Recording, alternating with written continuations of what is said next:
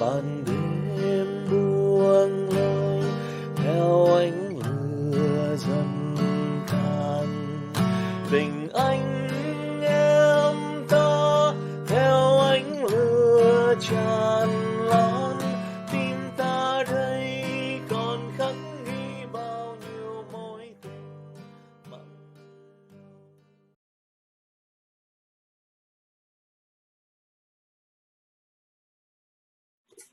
Hello, everybody. Welcome to the Mang về Team podcast number 1. Today we have our topic today là cái Liên đoàn Vạn Kiếp reunion. So we're going to go into some history of Hướng đạo Việt Nam ở Mỹ. Okay, and today our guest is trưởng Khoa Phạm và trưởng Như Hương. Trưởng Khoa Phạm is one of the original member của Liên đoàn Vạn Kiếp, and trưởng Như Hương also joined very early.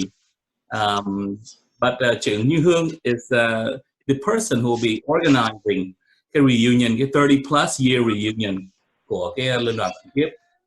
So let's introduce, let's meet our two guests. Okay, let's start with Như Hương. Everybody, I'm Như Hương Phạm. Okay, I didn't have my name there, but I joined Vietnamese Scout back in refugee camp way in Pulau Bidong, and that's in Malaysia. So that's way lúc đó là thiếu nữ khoảng mười mấy tuổi, and I met Anh Thư, and Anh Thư was one in the group. We got really close, and we went our separate ways. So I went to LA, she went to San Diego.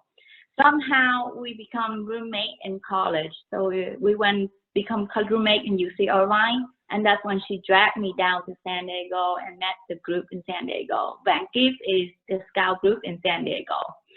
I didn't really register with Vạn Kiếp because I live in LA. I stay in UCRY, which is Orange County. So I registered with the scout troop in Orange County. At that time, LA didn't have any scout troop for Vietnamese.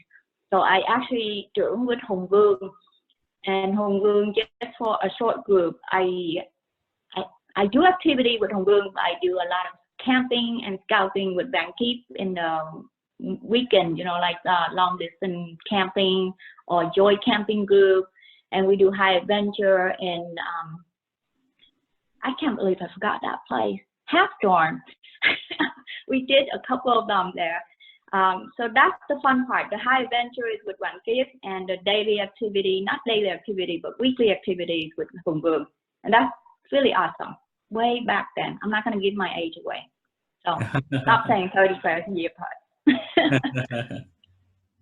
Okay, so trưởng Khoa Phạm, why don't you introduce yourself? Unmute yourself. Okay, so we're refugee too, Bidong too, and my first experience with Hướng đạo Bidong, but I was so young, I was only 8 years old. Đến Mỹ, my dad put me in scouting, and we were with Vạn Kiếp all the way to college, and joined the army, and then pretty much haven't seen a lot of Vạn Kiếp folks in years, together anyway as a group. So Như Hương volunteered to go and set up a reunion for the first generation of Vạn Kiếp. Okay, so how old is Liên đoàn Vạn Kiếp? You're not sure, right? So we can. I think it's 1983. You can ask it back. I think it's 1983. Okay, so trưởng Đạt was the original leader của Liên đoàn Vạn Kiếp. Anh Vinh and Ang. Yeah. And Vinh An, and yeah. Đạt. And that came afterward. Yeah. Okay, so the founding leaders were like trưởng Vinh and Ang. Yeah. Trưởng Đạt came later. Mm-hmm. Okay, so 1983.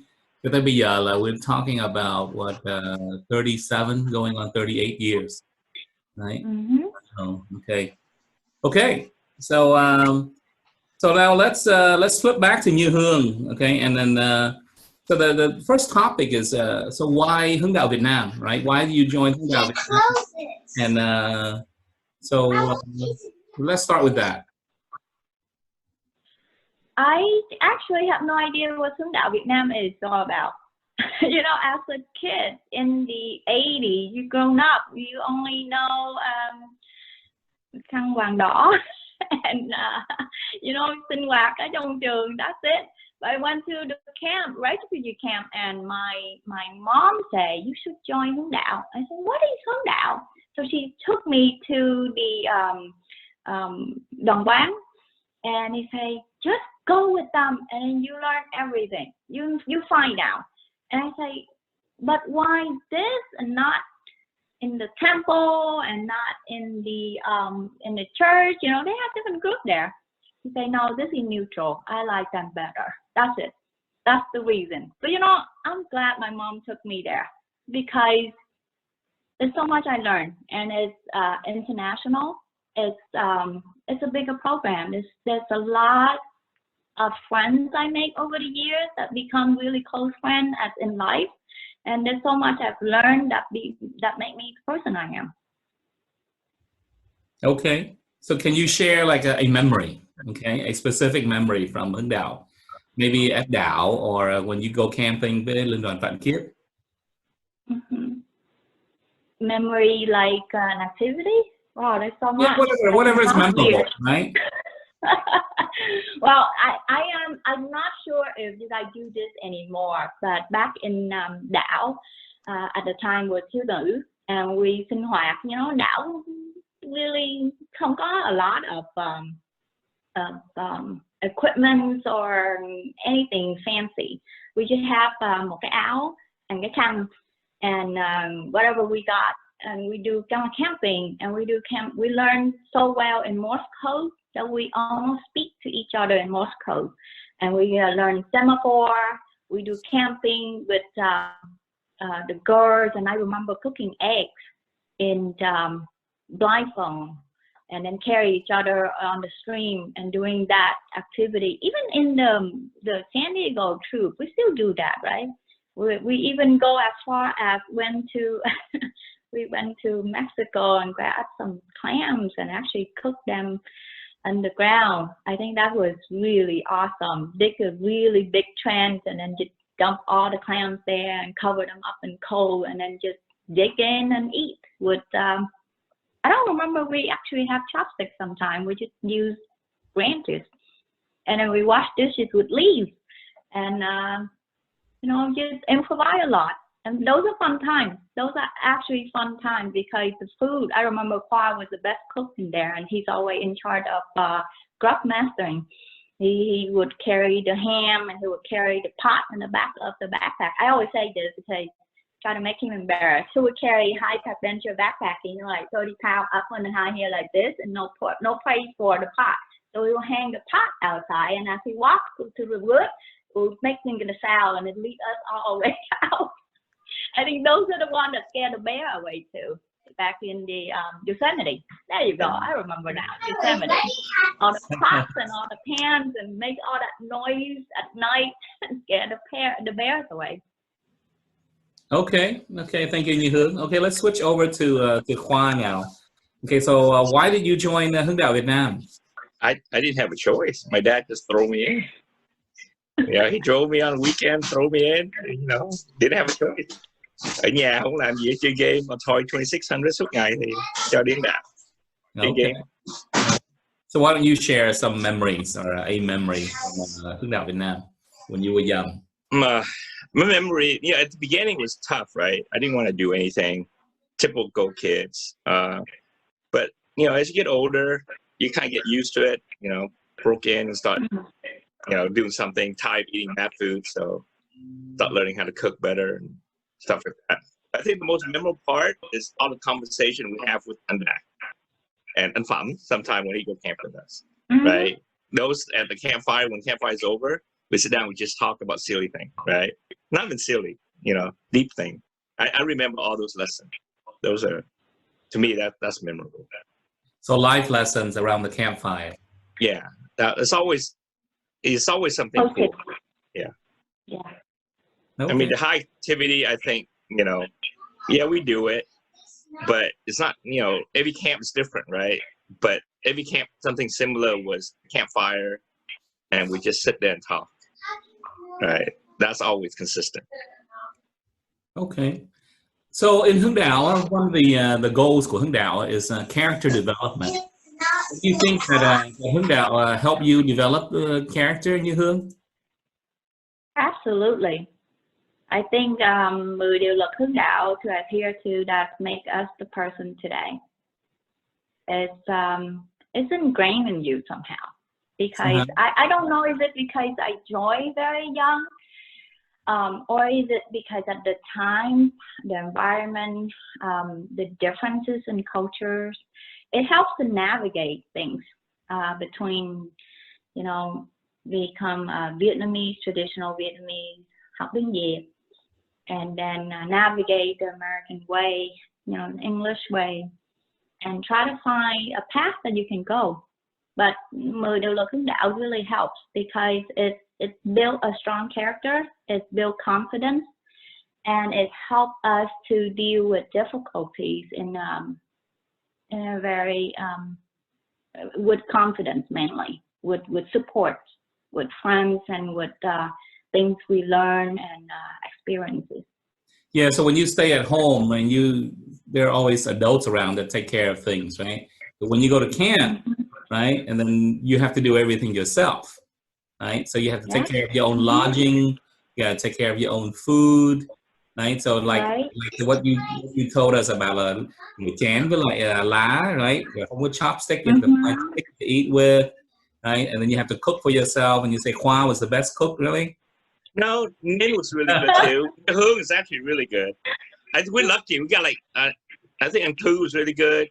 You, Ninh, and I. Everybody can cook pretty well. Yeah, 4 of us did pretty good job, you know, managing the meal.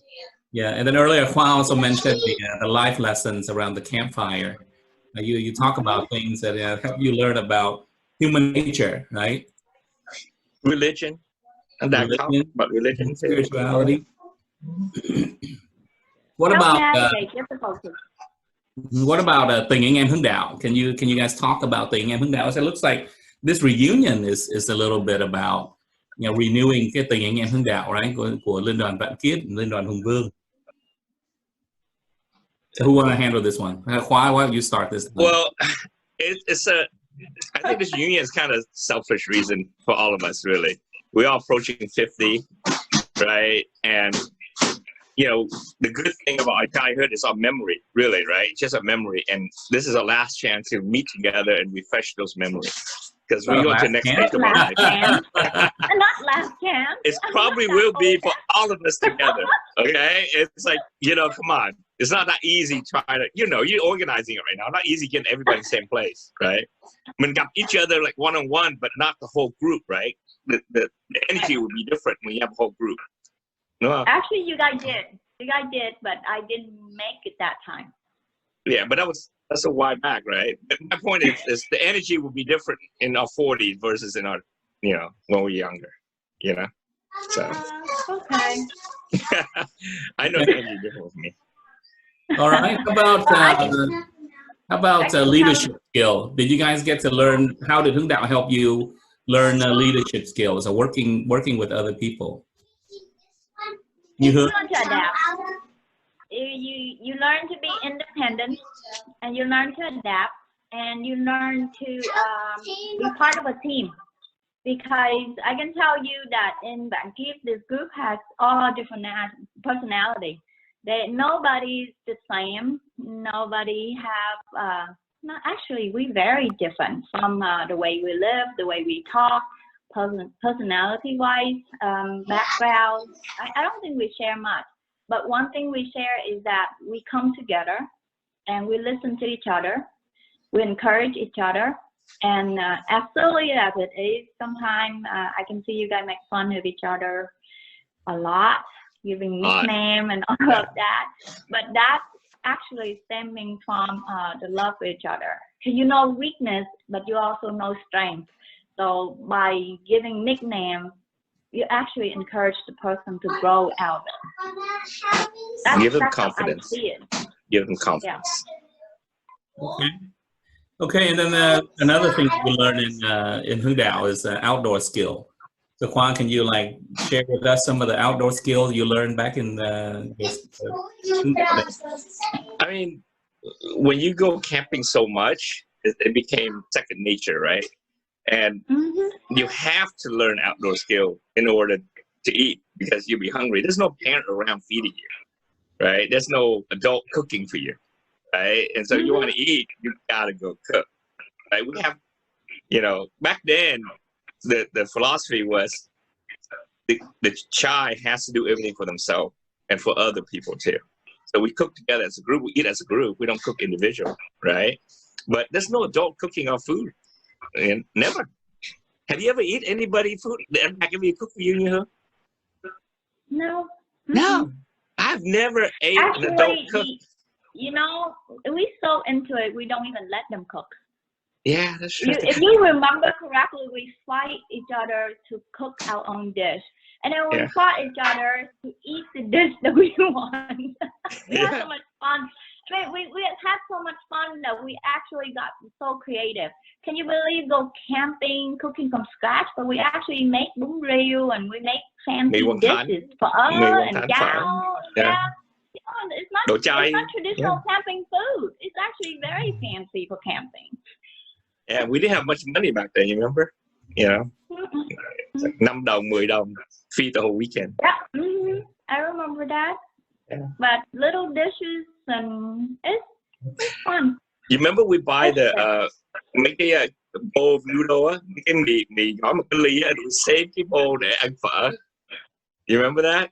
Because we of course. Yeah, I don't know if they do that anymore. I mean, I don't know if that's because we came from refugee camp too. We save everything. We save the little bag and we recycling them. What do you call it? It's not recycling, but repurpose them. We eat the cup and we wash the cup and we save it for dinner. Yeah. Or we would carve wood and we find like branches. Oh, this works for chopstick. We'll save it for our next meal or for the next day. And I remember we actually filter water directly from the waterfall. Yeah, that's right. And with the tablet, chlorine tablet. Yeah. And carry it through iodine. That's true. Iodine. I forgot about that. And there's no Gatorade flavor back then. So it's terrible. No, I mean, get learning outdoor skill. I mean, not everybody like camping, to be honest with you, right? But everybody like to have friends, right? Yeah. And the camping allow people who don't really care about outdoor, they're still gonna go because they got the friends going. So the peer pressure part, right? And then because they go so much, and they're gonna learn a little useful skill, right? But I think it's the friendship that is common denominator among everybody. Like I like outdoor and it come easy, so it just come easy. But some people it's very hard for them, right, to be outdoor, sleep on the ground with the dirt and the spiders. But because of friendship, they'll do it for their friend. They go camping for their friends, with their friends, right? That's true. The conversation and the pressure, because you can tell, 13 days backcountry backpacking is not easy. Yeah. People are like, what? There's no bathroom. There's no shower. How long do you go? But that's you get the used best to it. part. Yeah, you get used to it. But you go because of friend. You really do. The fellowship, Đó là cái tình anh em hướng đạo that we talk about, right? Yeah. You form a bond when you go out there with these people. Yeah. That's true. But the outdoor just like cái venue thôi, right? It's an important venue, but it's a venue. It's just a place for a bunch of kids and adults to hang out, right? That's how I see it. We use the outdoor because it is it's specifically it's hill, right? It doesn't have the convenience. That's right. Then you learn to prepare, right? You learn it puts you in a uncomfortable situation, right? Yeah. When it rains, you get wet. When it's cold, if you don't prepare, you're cold. You don't have the conveniences of civilization. Yeah, we did a snow backpacking trip. You learn to deal with different situations and survival skill. That's what they call it. Yeah. We did a snow backpacking trip, but we không có tiền, right? And so we used a grocery store bag, the trash bag for socks. So, that's our waterproof, right? That's remember that. Yeah, we use that. We use rice back as bear proof bag. Yeah, put everything in there and hang on the tree. Hang on a tree. Yeah. Rice bag. You remember how heavy the pots were? There's no titanium, high Nah, they would venture. lie. There's no, what do you call that? Jet boy. There's no such thing as jet boy. We have to collect wood and we'd build a fire and cook with that. No, we carry wood with us too because the wood was snowing, so we actually carried wood. You did. I had to carry wood. You carry it. I did not. Yeah. And then Khoa, of course, I know Khoa is running a troop right now. Right. Yeah, Linh ở Biển Đông. Been around for a while. So you're giving back, right, to Hướng Đạo Việt Nam, and you want to carry on the tradition. Yeah. So cái purpose của Liên đoàn Biển Đông là try to, use the same method of teaching kids like how I grew up, right? Đi cắm trại lúc nào cũng thiếu ấy, right? Always missing something. And I don't make them do a packing list because intentionally I want them to forget them something. And then they figured out how to deal with it when they go camping. It's very annoying for a lot of parents and for other adults, but I do it on purpose. Right? Intentionally, they learn to improvise. Yeah, we want to provide opportunities for them to improvise. Yeah. So it never. They learn the word "be prepared" better, right? Yeah. You're supposed to be prepared, but you want them to learn to be prepared in a holiday.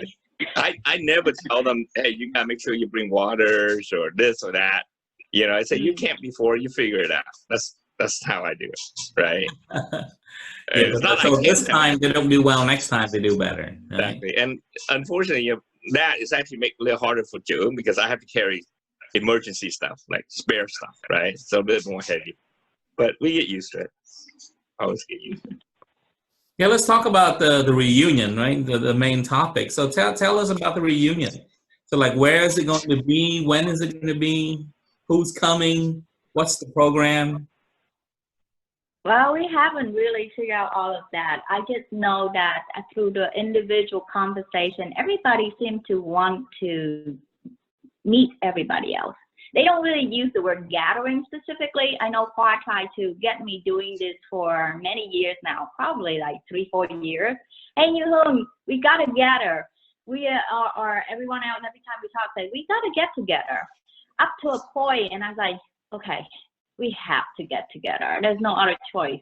I think with a diverse group like this and with life get in the way, I took liberty to kind of pinpoint a few things. Majority of us is from San Diego, and we could fly anywhere, but with the COVID and with families and with locations, a lot of things in place. So I just kind of put it as San Diego as a location.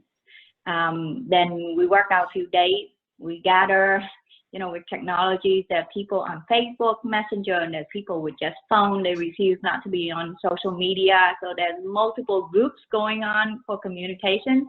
But so far, I think we nailed down the groups. I think we got to the point where who we want to contact and who we want to extend it out and scope it a little bit, like what we want, how we want this to be done. We got everybody together. We kind of get the date settled and the location somewhat settled. What month is going to be?